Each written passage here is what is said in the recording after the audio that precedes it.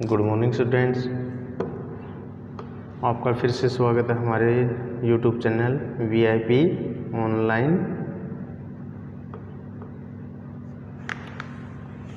School. ठीक है, तो बच्चों आज हम 10th क्लास का लेसन है जो ज्योग्राफी का चैप्टर है, सेकंड है। चैप्टर का नेम है वन एंड वन्य जीव संसाधन। वन क्या आता है? जो पेड़ पौधे जहाँ पर बहुत सारे लगे होते हैं वो पेड़ वन होता है। वो वन्य जीव क्या था? जो उस पेड़ पौधे वाले जंगल में या घर में जो जानवर निवास करते हैं उनके बारे में संसाधन, उनके सोर्स क्या है, ठीक है, उनके बारे में बताया गया है। सबसे पहले हम आपको बताएंगे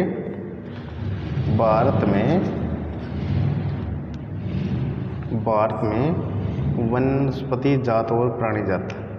वनस्पति जात क्या? जो उसमें विभिन्न प्रकार की जड़ी बूटियाँ, लकड़ी, जो कीमती लकड़ी और जड़ी बूटियाँ पाई जाती है उसको वनस्पति जात कहते हैं, ठीक है। और प्राणी जगत जात क्या? जो उसमें मनुष्य या जो पशु पक्षी निवास करते हैं वो प्राणी जात है। फिर इसमें क्या दे दिया, हमारे देश में लगभग 81,000 वन्य जीव उपजातियाँ और लगभग 47,000 वनस्पति उपजातियाँ पाई जाती है। अब आप बच्चों, आपको ये शॉर्ट फॉर्म में पता ना चाहिए भाई हमारे देश में कितनी वन्य उपजातियाँ पाई जाती है। 81,000 और लगभग 47,000 वनस्पति उपजातियाँ पाई जाती हैं। अब दे दिया वनस्पति उपजातियों में लगभग 15,000 उपजातियाँ भारतीय मूल की हैं, ठीक है। जो भारतीय मूल की उपजातियाँ कितनी हैं? 15,000।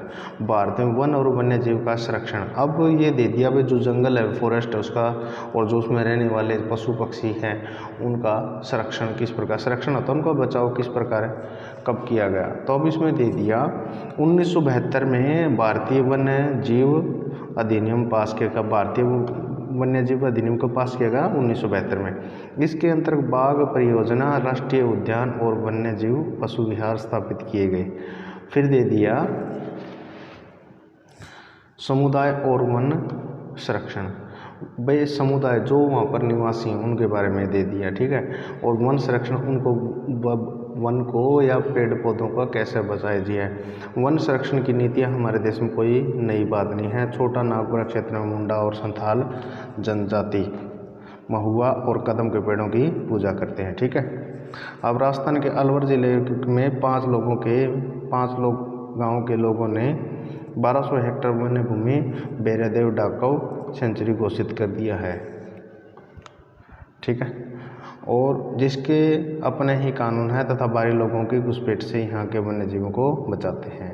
हिमालय में प्रसिद्ध चिपको आंदोलन, ये चिपको आंदोलन पता कहाँ पर शुरू हुआ था? ये हिमाचल प्रदेश में हुआ था।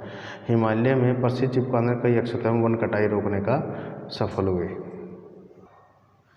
अब ये दे दिया अंतर्राष्ट्रीय प्राकृतिक संरक्षण संसाधन संरक्षण संघ के अनुसार पौधों और प्राणियों की जातियों को किन श्रेणियों में बांटा जा सकता है, ठीक है। अब ये बताते हैं भाई नेशनल या इंटरनेशनल स्तर पर जो वन्य जीव है या पेड़ पौधे हैं या उसमें पशु पक्षियों को किस आधार पर बांटा जा सकता है। जैसे फर्स्ट हो गया सामान्य जाति, जैसे जनरल कास्ट के, जिन जातियों की संख्या को जीवित रखकर रहने के लिए सामान्य माना जाता है उन्हें सामान्य जाति, जैसे चीड़ हो गया, साल हो गया, पशु रोडेंट हो गए, ठीक है। ये कुछ इसमें पेड़ पौधों के नाम हो गए।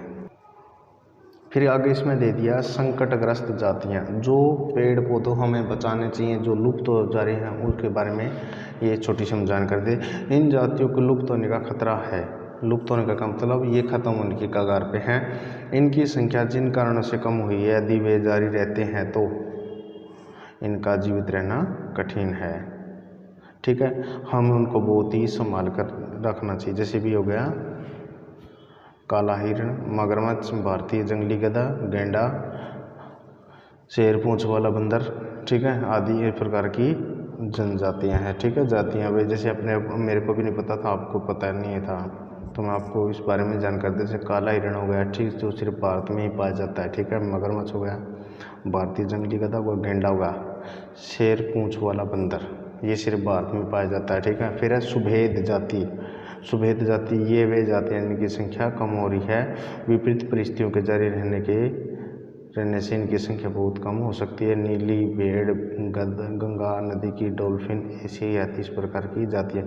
तो बच्चों जो सुवेद जातियाँ हैं वो क्या है, जो दुर्लभ है, ठीक है ना। दुर्लभ जातियों के बारे में हम आपको जानकारी बता रहे हैं। अब आगे बता दिया दुर्लभ जातियाँ, इन जातियों की संख्या बहुत कम या सुभेद है। ये सुभेद का मतलब रेयर है। यदि इन पर नकारात्मक प्रभाव जारी रहा तो इन्हें भी संकटग्रस्त रखा जाता है। कहने का मतलब अगर हम इंसान इन पर भी कुदृष्टि या सरकार इन पर भी कुदृष्टि रखे तो इनका भी बच पाना बहुत ही मुश्किल है। इन जातियों में हिमालय का भूरा बालू, एक ध्यान रखना, हिमालय में भूरा बालू सिर्फ हिमालय में पाया जाता है। जंगली एशियाई भैंस और मरुस्थलीय लोमड़ी है, ठीक है। फिर आगे दे दिया स्थानिक प्रजातियाँ। ये जातियाँ प्राकृतिक या भौगोलिक सीमाओं से अलग विशेष क्षेत्रों में पाई जाती हैं। इनमें अंडमानी टील, निकोबारी कबूतर, अंडमानी जंगली सूअर और अरुणाचल की मिथुन जातियाँ शामिल हैं, ठीक है। अब ये वहाँ पर वो दे दिया भाई क्या क्या पाया जाता है निकोबारी को, ये सिर्फ भारत में पाया जाता है। फिर अगले दे दिया विलुप्त जातियाँ। ये जातियाँ अपने मूल स्थानों पर खोजने से नहीं मिली। कहने का मतलब वो उस स्थान पर नहीं थी, हो सकता है ये किसी प्रदेश, क्षेत्र, देश, महाद्वीप अथवा सारी पृथ्वी से ही लुप्त हो गई हो। कहने का मतलब ये सारी पृथ्वी से ही खत्म हो चुकी हों। इन प्रजातियों में एशियाई चीता, गुलाबी सिर वाली बतख आदि शामिल हैं। आपने कभी देखी होगी ये। फिर दे दिया भारत में वन्य जीव की सुरक्षा के लिए क्या कदम उठाए गए हैं। कहने का मतलब जो वन्य जीव, जो पेड़ पौधे और पशु पक्षियों को बचाने के लिए क्या कदम उठाए गए। भारत में 1960 तथा 70 के दशक में वन्य जीव के महत्व को देखते हुए वन्य जीव की सुरक्षा के लिए निम्नलिखित पग उठाए, बहुत सारे कदम उठाए हैं। अब दे दिया भारतीय वन्य जीव सुरक्षा अधिनियम 1972 में। भारत में वन्य जीव की जीवन की सुरक्षा के लिए भारतीय वन्य जीवन अधिनियम 1972 में लागू किया गया। इनका उद्देश्य वन्य प्राणियों की सुरक्षा करना था। इसके अंतर्गत सुरक्षित प्रजातियों की एक अखिल भारतीय सूची जारी की गई। इसमें अन्य विलुप्त प्राय प्रजातियों की सुरक्षा के लिए आवश्यक पग उठाने पर बल दिया गया। कहने का उनको बचाने के लिए बहुत सारे कदम उठाए गए, बहुत ही जरूरी। इसके अंतर्गत वन्य प्राणियों के शिकार पर रोक लगाना, उनके आवासों को सुरक्षा प्रदान करना तथा उनके अवैध व्यापार को रोकने के पग भी उठाए गए। कहने का जब उनको अवैध तरीके से मारकर या जीवित तरीके से भाई एक्सपोर्ट इंपोर्ट किया गया तो उस पर भी कदम उठाने चाहिए। फिर दे दिया जैव विविधता के संरक्षण पर। जैव विविधता क्या था, पेड़ को पौधों के ऊपर। आजकल संरक्षण परियोजनाएं जैव विविधताओं पर केंद्रित होती हैं। संरक्षण की विभिन्न विधियों की खोज की जा रही है। संरक्षण में अब कीटों को भी महत्व दिया जा रहा है। वन्य जीव अधिनियम 1980 और 86 के अंतर्गत सैकड़ों तितलियां, पतंगों, भिड़ुंगों और एक ड्रैगन लाई को भी सुरक्षित जातियों में शामिल कर लिया गया। कहने इन जातियों को भी सुरक्षित रखने की जरूरत है। 6 पौधों को पहली बार 1991 में इस सूची में रखा गया। फिर अन्य उपाय। सरकार ने कुछ विलुप्त प्राय जानवरों की सुरक्षा के लिए कई परियोजनाएं बनाई। इस जीवों में बाघ, एक सींग वाला गैंडा, कश्मीरी बारहसिंगा अथवा हुंगुल, 3 प्रकार के मगरमच्छ, एशियाई शेर शामिल हैं। अभी हाल में काला हिरण, सफेद तेंदुआ आदि जानवरों को भी सुरक्षा प्रदान की। इनके शिकार पर कानूनी रोक लगाएगी। तो बच्चों अगर आप हमारे चैनल पर पहली बार आए हैं तो हमारे चैनल को सब्सक्राइब कीजिए, बेल आइकन की घंटी दबाइए, बेल लाइक का बटन दबाइए और आप अपने फ्रेंड्स के जो ग्रुप्स हैं उनमें आप उसको शेयर कीजिए ताकि आपको और आपके फ्रेंड्स को हमारे आने वाले भविष्य में बहुत सारी महत्वपूर्ण जानकारी आपको प्राप्त हो सके। Thank you.